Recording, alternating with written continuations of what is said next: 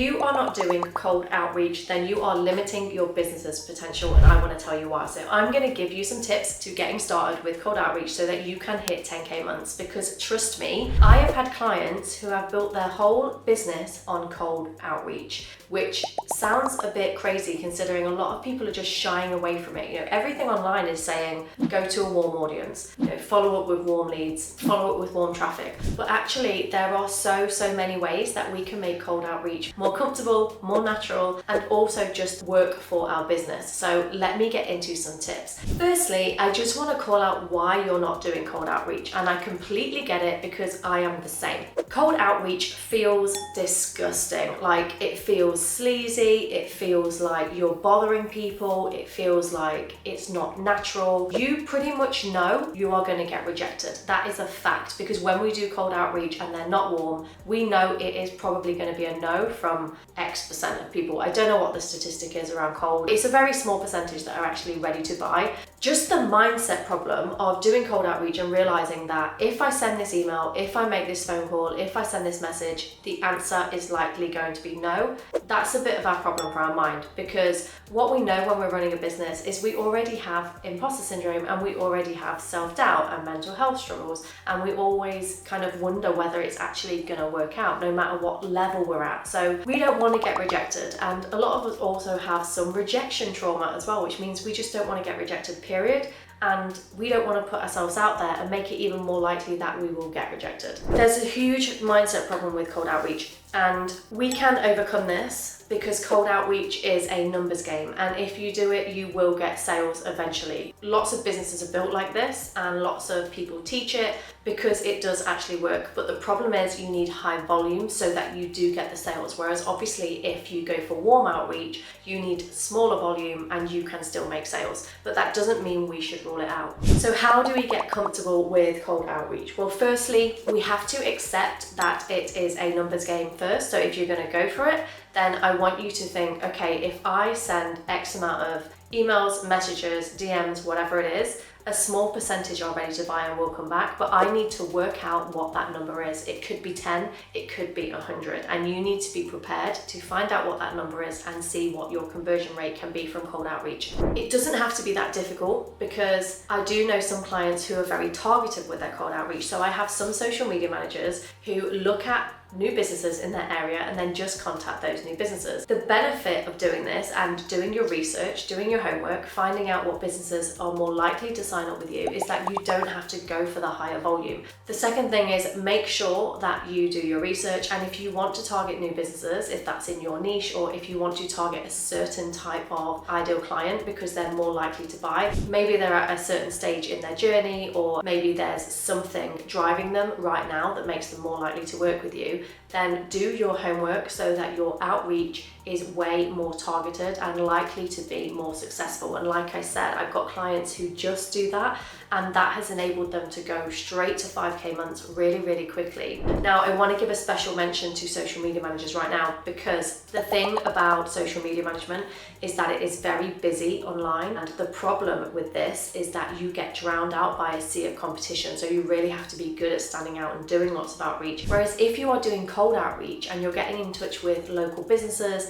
or you're getting in touch with a certain kind of demographic, a certain type of business, or a certain type of person at the stage in their journey, you are more likely to stand out and be successful. Like, how many new businesses are being contacted by social media managers who live down the road, who have a product that can help them launch their business? So I just want to point out that that's a niche where this works really well. My third tip for cold outreach is to really craft the materials that you send. So you need a great personal introduction, and you need a really good overview of your business. I have a way that I do this, and it's by creating your own business CV or media kit. So if you take a look at this, it shows who you are, what you do, professional images, some social proof. It also just highlights anything that you've achieved in your business, who you help, what you can provide. You can even put products and packages in there and brand it up so that it looks really good, so that if you are sending emails or sending DMs or just sending materials to anyone, to any of your ideal clients, you can give them this document that looks really good, that looks really professional.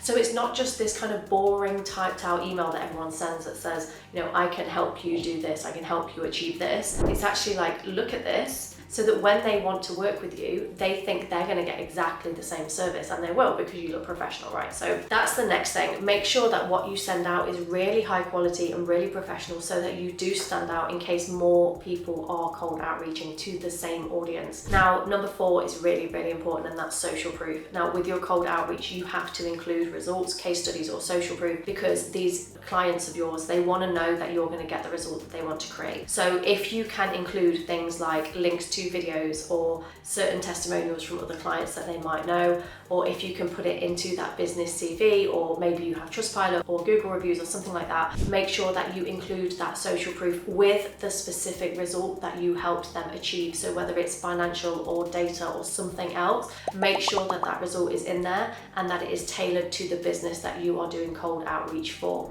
Now, another tip that I have with cold outreach, which can be really, really useful and valuable, give them something for free. So maybe you offer them a free call, maybe you offer them a free website audit, maybe you offer to audit their social media. And so when you send the outreach, just say, oh, I'm happy to do this for you for free, so that you can understand how we might work together. One of the ways that I would do this is I would record a Loom video or a Zoom clip that says, hi, I'm Laura, and I would call out that business or maybe the business owner and say, I'm recording this video specifically for you, so it's completely personalized.